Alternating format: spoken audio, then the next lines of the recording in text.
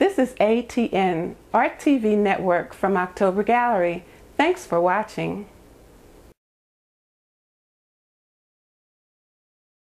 Anita Thomas, and I'm at the October Gallery. I've been doing art for over 36 years, but I've been doing screen mesh art for about 16 years. I started going into the series of screen mesh in probably around 1998 when I attended the University of Delaware, of which I was introduced to it in sculpture class. They introduced us to metal, screen, wire, and all that kind of stuff. And they told us to, we had a final project in which we had to use anything, but it had to cost only about $10. So people were getting scraps and paper, anything, but we had to create a 5-foot sculpture out of this particular thing, but we could only spend about $10. That's when I came across screen mesh. I found chicken wire. I was doing large pieces. I won a contest, and I was voted high in my final project for doing that in the wire, and that's when I fell in love with wire. Chicken wire has bigger gauges, and gauges, what I mean is the mesh, the holes in the wire. Because of the bigger gauges, I was creating large, massive pieces, which I didn't have room for. So I started investigating mesh that had smaller gauges. That's how I came across aluminum screen mesh wire, which allows me to manipulate it a little bit better. From then on, I've been doing it for, again, 16 years. This is a new piece. This is called Ancestral Spirit. And ancestral spirit is about energy and mood and feeling, and I've always felt that my pieces are alive. Just having the eyes closed brings some type of character, like they're getting ready to open their eyes. So that's why I'm starting a new series.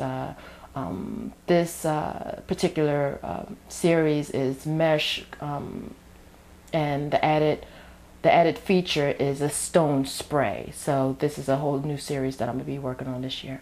The pieces that I usually work on are screen mesh wire, but I accentuate them with acrylic, and that's my favorite medium, with the acrylic.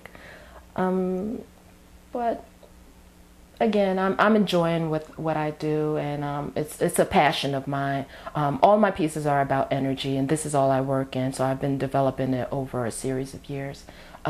Screen mesh wire, to me, I fell in love with it also because it's a flat medium that I can turn into 3-dimension in comparison to people who use clay, sculpting and shaping and you know, extracting the form within a solid piece of mass.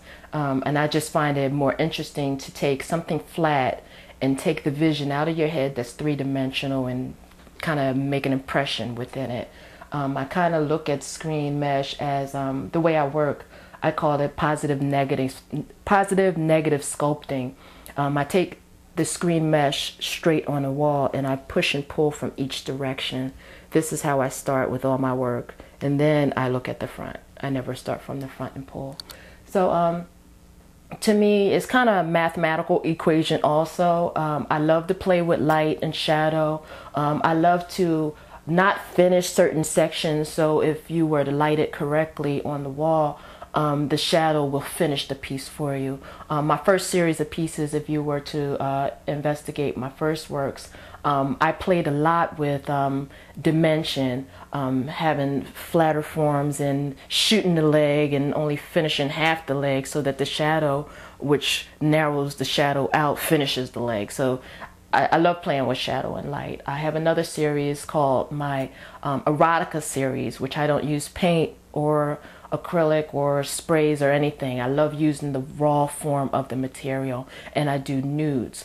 The particular themes that I usually work in is dancing, music. I love a lot of facial features. I'm in love with facial features. And I do animal series, and again, my erotica series is about nudes, appreciation of the form, appreciation of two bodies, and with my nude series, I definitely incorporate the light source and the shadow source.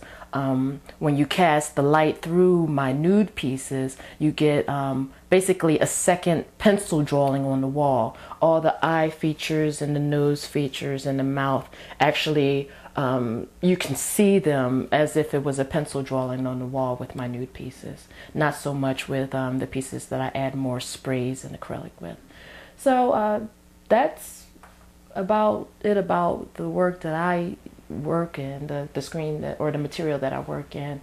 I do my research. I only have investigated maybe thus far about 20 artists who are working in screen mesh, and none of the style that I am experimenting with, which I love because it's new. It's a new platform. So I'm enjoying where it's going, and I look forward to seeing what else I can do with it, how I can incorporate glass, how I can incorporate natural elements, how much I can pull out of this material to make someone think that it's something else. A lot of people look at it and think that it's fabric or mesh or tulle, especially in my older pieces, like in my nudes. They automatically think that it's tulle.